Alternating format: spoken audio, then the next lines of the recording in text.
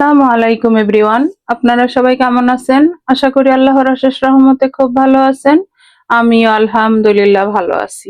তো আজকে রেসিপি বিকেলের নাস্তা এগ চিজ রোল। তো এগ চিজ রোল বানানোর জন্য এখানে আমি একটা পুরো পাউরুটি নিয়ে নিছি, 3টা ডিম আমি সিদ্ধ করে নিছি। এখন এই ডিমগুলোকে এইভাবে কেটে নিব। ডিমটা একেবারে কুচো করে নিলাম।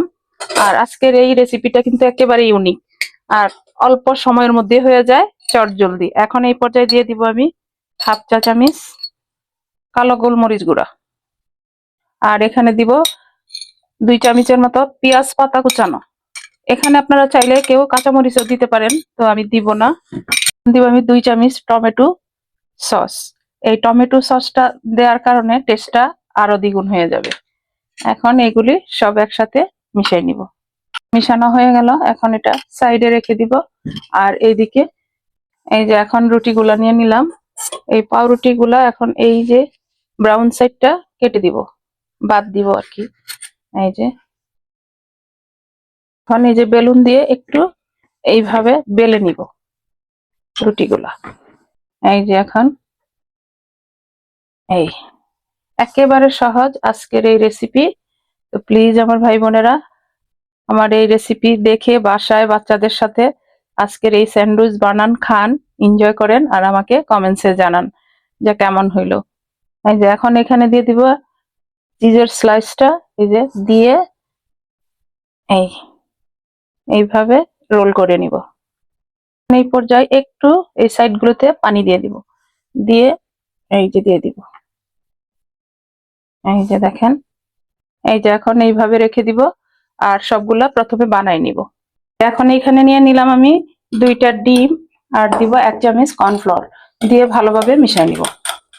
এই যে ডিম আর কর্নফ্লাওয়ারটা মিশিয়ে নিলাম। আপনারা চাইলে এর মধ্যে লবণ দিতে পারেন। আর আমাদের এখানে পাউরুটিটা একটু নোনতা ভাব, যার কারণে লবণটা আমি দিলাম না। এখন এটা সাইডে রেখে এখানে নিয়ে নিলাম আমি ব্রেড গাম। এই যে আমি যে এগ চিজ রোলটা বানায় রাখছি সেটা এখন প্রথমে ডিমে চুবাবো, চুবিয়ে একটু ব্রেড গামে জড়াই নিব। এই যে এইভাবে আমি কয়েকটা একসাথে জড়াই নিব। এই যে দেখেন, চুলাতে অলরেডি আমি তেলটা গরম হওয়ার জন্য দিয়ে দিছি একটা ফ্রাই প্যানে। আর আমরা তো যে কোনো স্ন্যাক্স ডুবুর তেলেই ভাজতে হয়, তাই না? তো এখন আমি যেরকম একটা চাকনি বসাই দিলাম এর মধ্যে, আর চুলার আঁচটা আমার মিডিয়ামে আছে। এর মধ্যে আমি দিয়ে দিব আমার এগ চিজ রোলটা। এই যে দেখেন,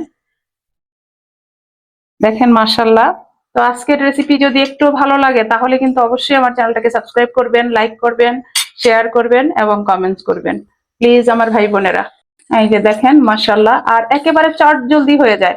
আমার নতুন রাঁধুনি, নতুন প্রজন্মের যারা আছেন তারা কিন্তু একেবারে চট জলদি এই রেসিপিটা করে ফ্রেন্ডসদের সাথে শেয়ার করতে পারেন। বাসায় যদি কখনো গেস্ট আসে তখন চট জলদি চায়ের সাথে এই আজকের এই চিজ রোলটা বানিয়ে দিতে পারবেন। এই যে দেখেন মাশাআল্লাহ হয়ে গেল। দেখেন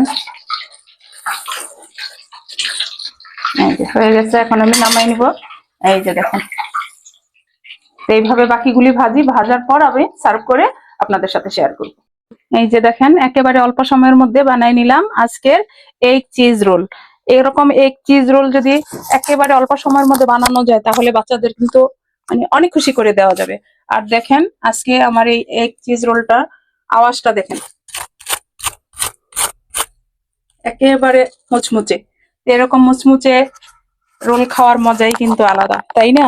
তো যাই হোক, আজকে আমি তো বানাই নিলাম, আপনারাও বানান, বানায় খান এবং আমাকে কমেন্টসে জানান। এখন এটা একটু সাইডে রেখে আমি এই যে আপনাদেরকে একটু দেখাই যে আজকের রোলটা আমার কেমন হয়েছে। এই যে দেখেন,